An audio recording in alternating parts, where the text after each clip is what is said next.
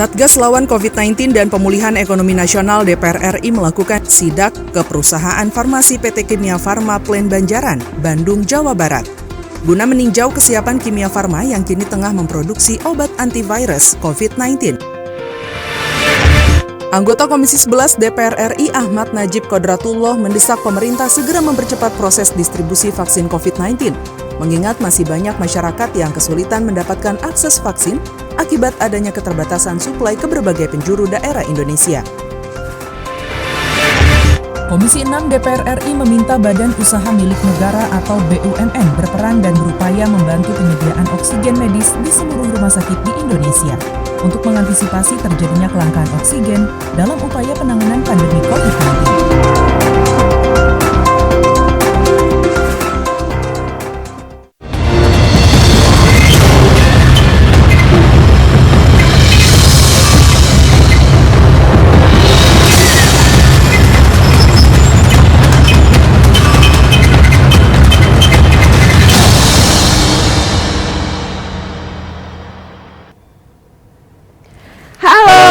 Apa kabar pemirsa? Tentunya kami hadir kembali ke hadapan Anda dalam acara yang selalu akan memberikan inspirasi maupun wawasan baru untuk Anda, yaitu Suara Parlemen bersama saya Yusli Hayanti dan rekan saya Mendin Gro. Tapi kalau misalnya anak-anak ABG sekarang ngomongnya nggak halo, loha gitu. Dibalik ya? Jadi dibalik. Saya kurang paham deh dengan bahasa-bahasa anak muda sekarang. Kalau dulu kan bahasanya dibalik-balik ya.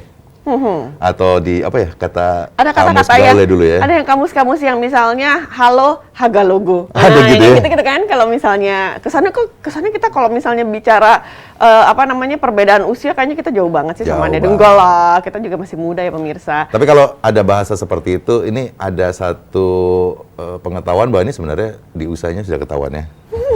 Makanya tidak ini paling rawan untuk berbicara yang namanya masalah usia. Masalah usia. Tapi ya kalau misalnya sekarang nih di grup-grup WhatsApp juga banyak yang mengatakan bahwa bisa nggak sih hari ini kita jangan ngomongin COVID gitu.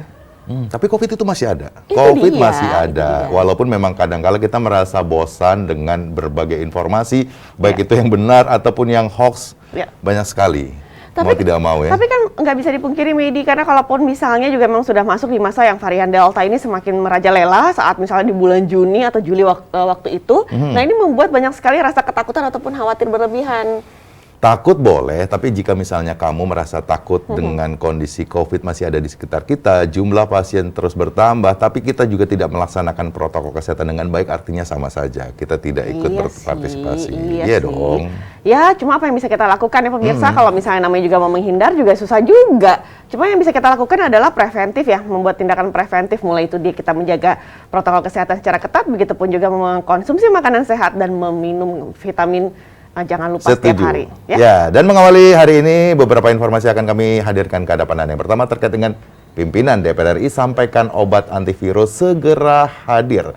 Satgas lawan COVID-19 dan Pemulihan Ekonomi Nasional DPR RI melakukan inspeksi mendadak atau sidak ke perusahaan farmasi PT Kimia Farma Plen Banjarmasin, Bandung, Jawa Barat, guna meninjau kesiapan Kimia Farma yang kini tengah memproduksi obat antivirus COVID-19. Berikut informasi selengkapnya.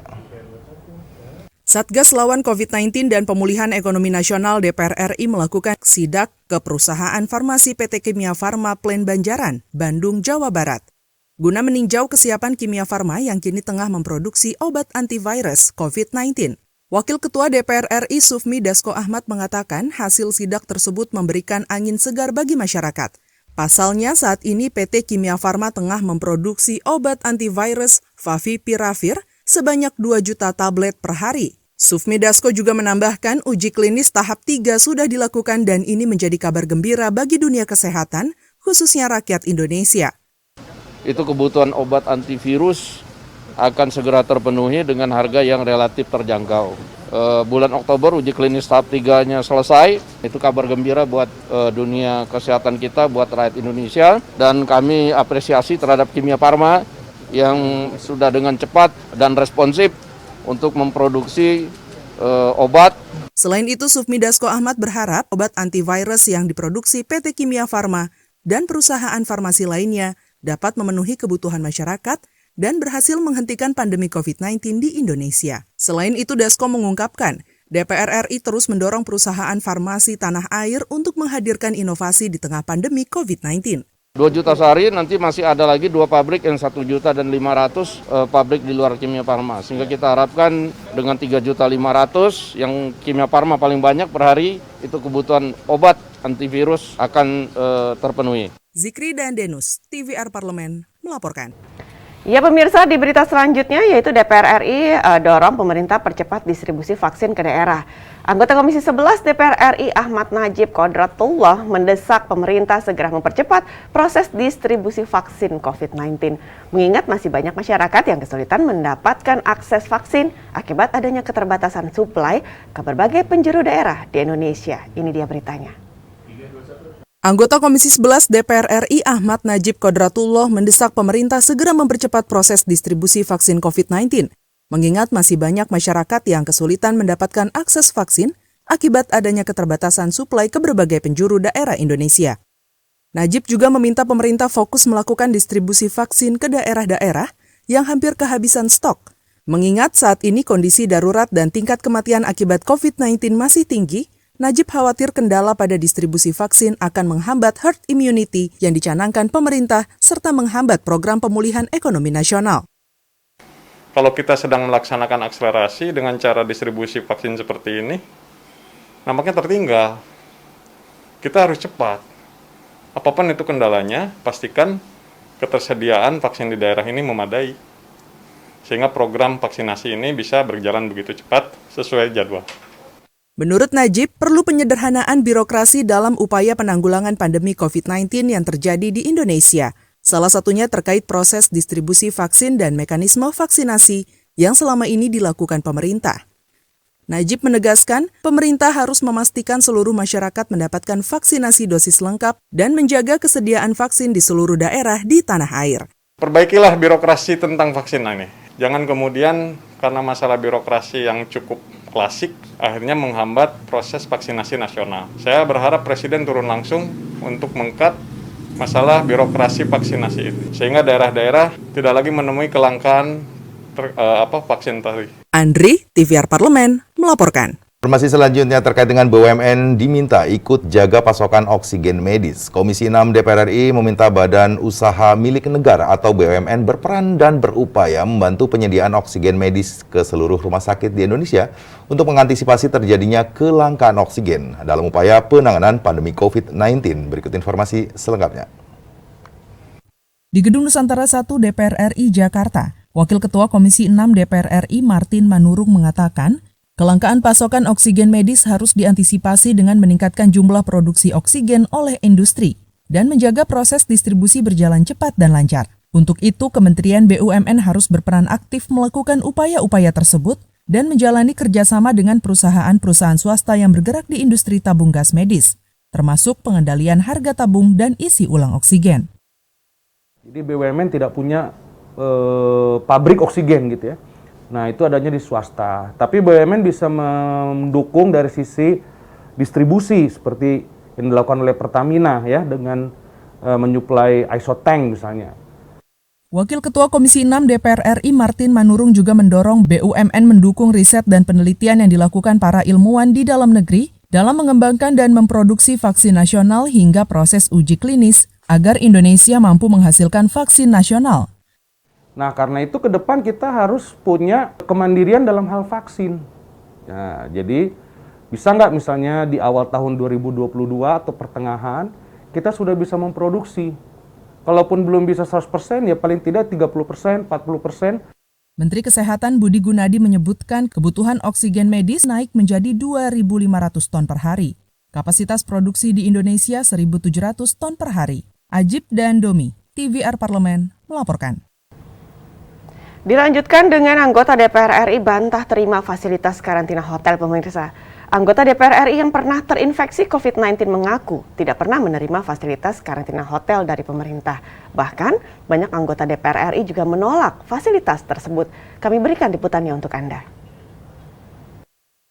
Anggota DPR RI yang pernah terinfeksi COVID-19 mengaku tidak pernah menerima fasilitas karantina hotel dari pemerintah.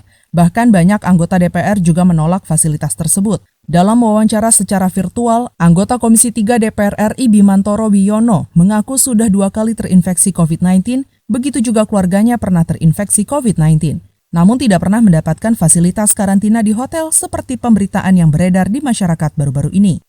Menurutnya, kebutuhan isolasi mandiri yang dilakukan sepenuhnya biaya sendiri. Kita bener nggak di-cover, Mas. Gitu. Saya kemarin pengobatan pun saya sendiri, saya ke rumah sakit pun pakai biaya sendiri, semuanya kami melakukan biaya sendiri semua gitu. Jangankan rumah sakit kita, untuk swab PCR pun itu kita tanggung sendiri semua gitu. Jadi tidak ada dibiayai oleh negara ataupun dirembeskan ke kantor gitu. Anggota DPR RI Bimantoro menilai selama ini anggota DPR RI yang terinfeksi COVID-19 dan membutuhkan perawatan medis tetap mendapatkan fasilitas yang sama seperti masyarakat luas. Yang perlu diprioritaskan adalah pengobatan medis bagi yang mengalami gejala berat, mengingat sejumlah anggota DPR yang terinfeksi COVID-19 meninggal dunia karena terlambat mendapatkan penanganan medis. Misalnya harus kita masuk di rumah sakit gitu kan, sampai kita harus dirawat di ICU, ya itu masih oke lah Mas gitu. Karena kan kita juga kan terpapar ini kan kita nggak tahu dari mana, dan memang sudah tugas kita harus terus berdekatan dengan masyarakat luas kan gitu. Penyediaan fasilitas isoman bagi anggota DPR, PNS, tenaga ahli, dan PPNASN di lingkungan DPR RI yang beredar melalui Surat Sekjen DPR tanggal 26 Juli 2021, agar kementerian atau lembaga proaktif menyediakan tempat isoman. Mustaqim, TVR Parlemen, melaporkan. Informasi selanjutnya terkait dengan pemerintah harus lebih mengoptimalkan program PEN yang lebih tepat sasaran. Anggota Komisi 11 DPR RI Ahmad Najib menilai bahwa pemulihan ekonomi nasional masih lambat dan belum sesuai dengan yang diharapkan. Dengan hal itu terlihat dari rendahnya realisasi pertumbuhan ekonomi nasional semester 1 di tahun 2021 hanya berada pada kisaran 3,1 hingga 3,3%. Jauh di bawah target APBN 2021 sebesar 5%. Berikut informasi selengkapnya. Anggota Komisi 11 DPR RI Ahmad Najib menilai pemulihan ekonomi nasional masih lambat dan belum sesuai dengan yang diharapkan. Hal itu terlihat dari rendahnya realisasi pertumbuhan ekonomi nasional semester 1. Di tahun 2021, hanya berada pada kisaran 3,1 hingga 3,3%. Jauh di bawah target APBN 2021 sebesar 5%. Anggota Komisi 11 DPR RI Ahmad Najib mengatakan pemerintah harus lebih mengoptimalkan program PEN yang lebih tepat sasaran supaya mampu mendorong daya beli dan konsumsi masyarakat. Bantuan langsung tunai, bantuan sosial harus terus digulirkan oleh pemerintah sehingga siklus perekonomian terjaga. Fokus bagaimana kita mampu mendorong daya beli masyarakat agar kemudian bangkit. Prioritaskan masyarakat kecil agar kemudian daya beli itu kemudian bisa meningkat. Ahmad Najib menjelaskan pemerintah harus konsisten dan disiplin dalam penanganan COVID-19. Bukan hanya menerapkan PPKM, namun juga harus terstruktur. Kebijakan pembatasan kegiatan masyarakat menyebabkan daya beli masyarakat menurun dan terbatas.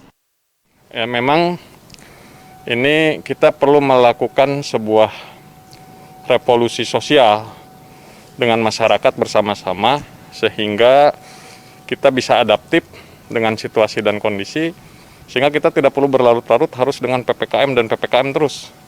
Dan pemerintah perlu mendorong stimulus yang betul-betul menyentuh langsung masyarakat. Andri, TVR Parlemen melaporkan. Rancangan Undang-Undang KUP dorong penguatan penerimaan negara. Komisi 11 DPR RI pemirsa mendorong rancangan Undang-Undang Ketentuan Umum Perpajakan atau RUU KUP dijadikan sebagai fondasi sistem perpajakan yang adil, sehat, efektif, dan akuntabel untuk kemajuan pembangunan ekonomi nasional. Ini dia beritanya. Komisi 11 DPR RI mendorong rancangan Undang-Undang Ketentuan Umum Perpajakan atau RUU KUP dijadikan sebagai fondasi sistem perpajakan yang adil, sehat, efektif, dan akuntabel untuk kemajuan pembangunan ekonomi nasional. Ditemui saat rapat dengar pendapat umum dengan para akademisi di Gedung DPR RI Jakarta baru-baru ini, anggota Komisi 11 DPR RI Hidayatullah mengatakan, ekonomi yang berjalan baik akan menghasilkan pendapatan dari sumber pajak yang maksimal. Ekonominya harus diperbaiki dulu. Ekonomi yang baik, konsekuensinya akan bisa menghasilkan pajak yang besar. Pada pandangan kami memang idealnya adalah bagaimana ekonomi ini diperbaiki dulu, tumbuh dulu dengan baik, lalu baru kita perah susu sapi itu dalam bentuk pajak yang beraneka ragam. Sementara itu, akademisi Peter Abdullah menjelaskan peningkatan penerimaan negara harus sejalan dengan kondisi tax ratio, di mana kondisi pertumbuhan ekonomi dimaksimalkan melebihi target sebesar 7% setiap tahunnya, sehingga mampu mewujudkan kesejahteraan dan kemakmuran bagi masyarakat. Persoalan yang terbesar yang kita hadapi di dalam perekonomian kita sejauh ini secara dilihat dari perekonomian makro adalah kita tidak pernah mampu meningkatkan pertumbuhan ekonomi kita itu melewati batas optimalnya kita. Kita tumbuh di bawah potensinya kita. Ajib Caniago dan Kristio Handoko, TVR Parlemen, melaporkan. Ya, kalaupun misalnya ketentuan umum perpajakan memang diharapkan untuk misalnya juga menambah penerimaan negara. Tapi kalau misalnya rancangan undang-undang ini masih dibahas cukup lama berkaitan juga dengan misalnya dengan situasi COVID saat ini memang apakah juga bisa segera dihadirkan ya undang-undang tersebut ya? Harusnya. Bicara masalah pajak, bicara masalah taat pajak. Artinya masyarakat harus, kalau ada slogannya orang bijak taat pajak. Walaupun kemarin juga sempat ramai juga, misalnya pemerintah akan membebaskan pajak orang-orang kaya misalnya gitu kan. Barang mewah segala macam, di saat misalnya kondisi seperti ini, kok orang-orang kaya menjadi satu prioritas untuk pemerintah misalnya. Ya, itu kan menjadi salah satu tolak ukur untuk bisa menjadi salah satu solusi juga kan? Ya, untuk tapi jadi penerimaan negara bukan? Tapi disparitas ini menjadi satu hal yang semakin rentangnya panjang. Iya Tapi dong. biar bagaimanapun kan kalau misalnya pemerintah kan juga tetap menjalankan yang namanya program pemulihan ekonomi nasional bisa tepat sasaran ataupun misalnya lebih baik lagi di tahun depan. Setidaknya kan memang perlu bertahap. Di tahun ini saja sebenarnya kan untuk masalah pemulihan ekonomi nasional tetap dijalankan. Tetap dijalankan. Dengan kondisi diperpanjangnya PPKM level 4 ini, artinya pemerintah kemarin sudah menggelontorkan kembali untuk dana bantuan sosial. Ini menjadikan mungkin dengan kondisi pemulihan ekonomi bisa lebih baik lagi. Kan tadi dikatakan juga masih di bawah 5% juga. Iya sih. Dan setidaknya juga masyarakat tidak khawatir yang berlebihan seperti sebulan yang lalu ya, pada saat misalnya stok oksigen ini juga sulit untuk Udah didapatkan. bagus ya? Ya, sekarang pemerintah sudah mengantisipasi dengan berbagai caranya. Dan pemirsa, setelah ini kami akan jeda terlebih dahulu, jangan kemana-mana, masih bersama kami tentunya di Suara Parlemen.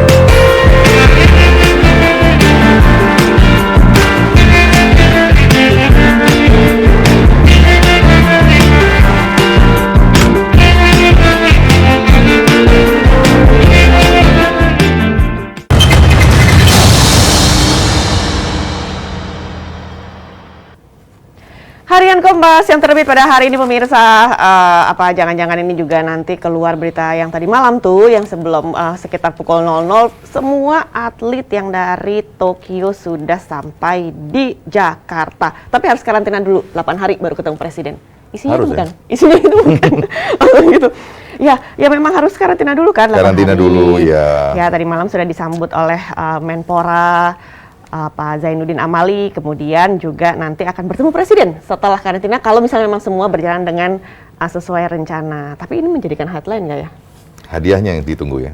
Wah, hadiahnya banyak sekali. bonus. Yang mendapatkan emas, mendapatkan uang 5 miliar, terus udah gitu juga mendapatkan rumah masing-masing di Pantai Indah Kapuk. Enak juga ya? Tipe rumah sangat sederhana ini.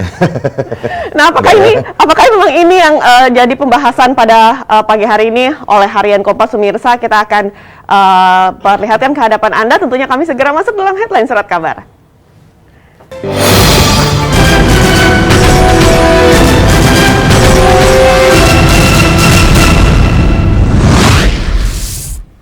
Harian Kompas pada hari ini menyingkapi 1.000 kematian sehari. Dengan rata-rata kematian lebih dari 1.000 orang per hari, Indonesia menjadi negara dengan jumlah kematian harian COVID-19 tertinggi di dunia. Padahal angka ini masih di bawah angka sesungguhnya karena sistem pelaporan di Indonesia belum padu antara daerah dan pusat serta belum mengikuti panduan pencatatan dari Organisasi Kesehatan Dunia. Lagi-lagi yang dibahas adalah masalah COVID, pemirsa. Kalaupun misalnya jangan sampai menjadi negara nomor 1 atau misalnya kematian terbanyak, membuat sebuah rekor yang memang sebenarnya tidak harus dalam konteks jumlah kematian terbanyak di dunia dalam satu hari. 1.000 orang satu hari ini harus juga kita sama-sama untuk bisa menjaga jangan sampai protokol kesehatan secara ketat yang sudah diberlakukan ini sampai lalai. Ya, jangan bangga, lagi-lagi jangan bangga terkait dengan juara dunia loh Indonesia. Juara dunia tapi di mana dulu? Makanya kalau kita bicara masalah Olimpiade kita baru mendapatkan emas misalnya gitu ya. Tapi di saat masalah COVID kita menjadi tertinggi di dunia ini harusnya pemerintah mulai melihat dong ya kenapa juaranya justru di kematian ya. Ya jumlah kematian yang begitu banyak dalam satu hari Megi. Iya. Masih di Harian Kompas pada hari ini kekurangan nakes hambat percepatan vaksinasi. Upaya sejumlah daerah mempercepat pencapaian target vaksinasi terkendala. Keterbatasan jumlah nakes yang berperan dengan vaksinator. Sejumlah daerah memerlukan tambahan ribuan nakes. Iya jelas saja, karena kan kalau misalnya kita melihat program akselerasi vaksinasi ini, pemirsa juga memang dibutuhkan tenaga kesehatan yang banyak. Karena kan memang pemerintah, baik itu di pemerintah pusat, begitupun juga di daerah, mengharapkan bahwa memang fasilitas vaksinasi ini juga bisa dilakukan sampai kepada tingkat desa. Jadi untuk masalah beberapa tempat-tempat ataupun misalnya juga daerah yang memang agak sulit untuk dijangkau, nah memang harusnya juga memang nakesnya ataupun misalnya dari pihak TNI yang datang untuk mendekati masyarakat. Bahkan kalau di DKI Jakarta sendiri sudah dibuka kemarin ya, bahkan sudah ditutup untuk tenaga sukarelawan nakes ini diperpanjang karena peminatnya sangat sedikit. Nah kan itu kan ada mahasiswa kedokteran yang katanya baru lulus ya, prosedur-prosedur yang memang kadang menyulitkan karena terpaut oleh birokrasi, ya ini mesti dilonggarkan agar cepat mendapatkan tenaga nakes ataupun misalnya tenaga kesehatan yang memang dari sukarelawan. Pemirsa, detailnya memang ada di Harian Kompas ya, yang terbit pada hari ini, hari Kamis 5 Agustus tahun 2021. Kami jeda kembali, jangan kemana-mana, masih bersama kami tentunya di Suara Parlemen.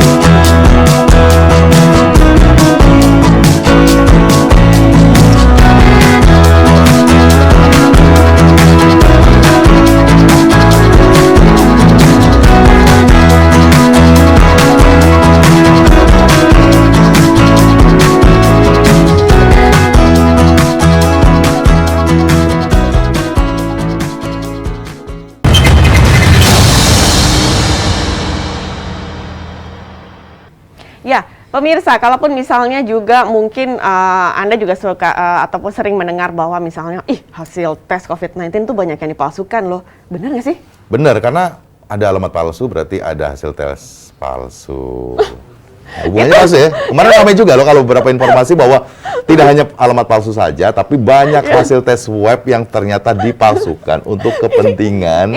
Ini kalau misalnya tadi malam ya, saya mendengarkan bahasa yang namanya imun booster ya pemirsa ya. Bahasa tadi tuh saya agak skip sedikit kalau misalnya dibilangin adalah alamat palsu dengan pemalsuan hasil tes COVID-19. Ya memang kalaupun misalnya sekarang pemirsa kita tuh kalau misalnya bicara tuh harus lebih bisa bikin senyum, tertawa, imun booster. Tapi yang namanya palsu itu nggak bagus nih. Di mana-mana tuh palsu gitu. Ya tapi banyak masyarakat loh ternyata masih menggunakan berbagai macam cara, baik yang istilahnya menginginkan untuk bisa bepergian mungkin ya, ataupun masyarakat yang justru menggunakan kondisi yang ada untuk mengeruk kepentingan keuangan pribadinya, akhirnya memalsukan. Karena gini, ada dua hal yang pada saat kita misalnya melakukan tes, baik itu tes antigen ataupun misalnya PCR, adalah takut hasilnya kalau misalnya positif, pasti. ya semuanya akan seperti ini.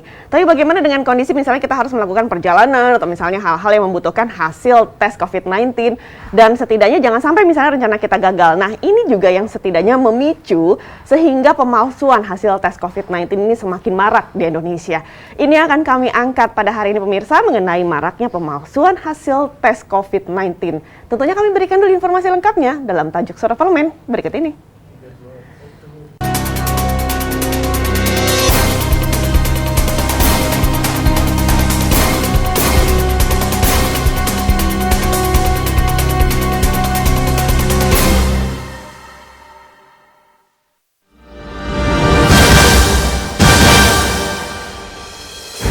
Pemalsuan tes COVID-19 di Indonesia. Masih terjadi kasus pemalsuan tes COVID-19 di Indonesia, seperti kasus pegawai Pusat Kesehatan Masyarakat atau Puskesmas di Indramayu yang memalsukan surat hasil tes COVID-19 antigen, kasus penjualan tiket pesawat dengan bonus hasil tes PCR COVID-19 palsu, dan baru-baru ini kasus pemalsuan surat hasil tes usap antigen untuk perjalanan penyeberangan dari Pelabuhan Merak menuju Sumatera yang telah dilakukan setiap hari sejak Mei 2021. Untuk itu pemerintah harus berkoordinasi dengan Ikatan Dokter Indonesia atau IDI untuk segera menindaklanjuti dan mengusut tuntas pemalsuan tes COVID-19 tersebut, serta memberikan sanksi dan tindakan yang tegas sesuai peraturan perundang-undangan yang berlaku. Terlebih, pemalsuan yang dilakukan oleh pihak yang seharusnya menjadi garda terdepan dalam pemutusan mata rantai COVID-19.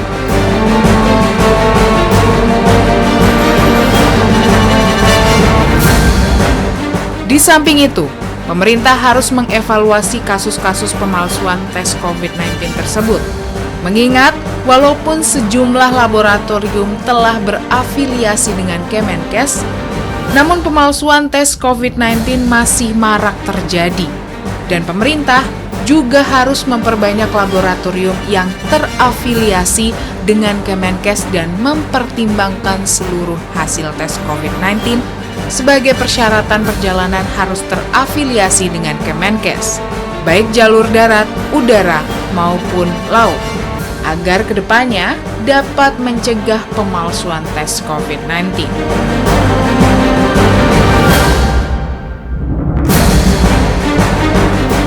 Di sisi lain, pemerintah harus meminta rumah sakit, puskesmas, klinik, ataupun laboratorium yang melakukan pemeriksaan tes COVID-19 berkomitmen penuh untuk tidak memalsukan hasil tes COVID-19.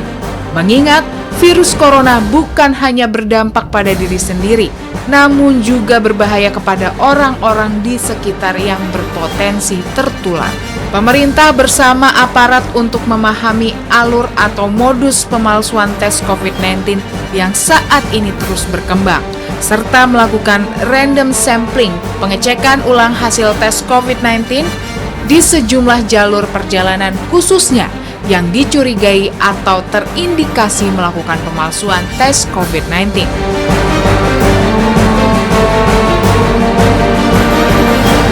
DPR menghimbau masyarakat untuk berperilaku jujur dalam melakukan tes COVID-19, mengingat hasil tes COVID-19 dapat berpengaruh dan menentukan kesehatan dan keselamatan untuk diri sendiri maupun bagi orang di sekitar kita.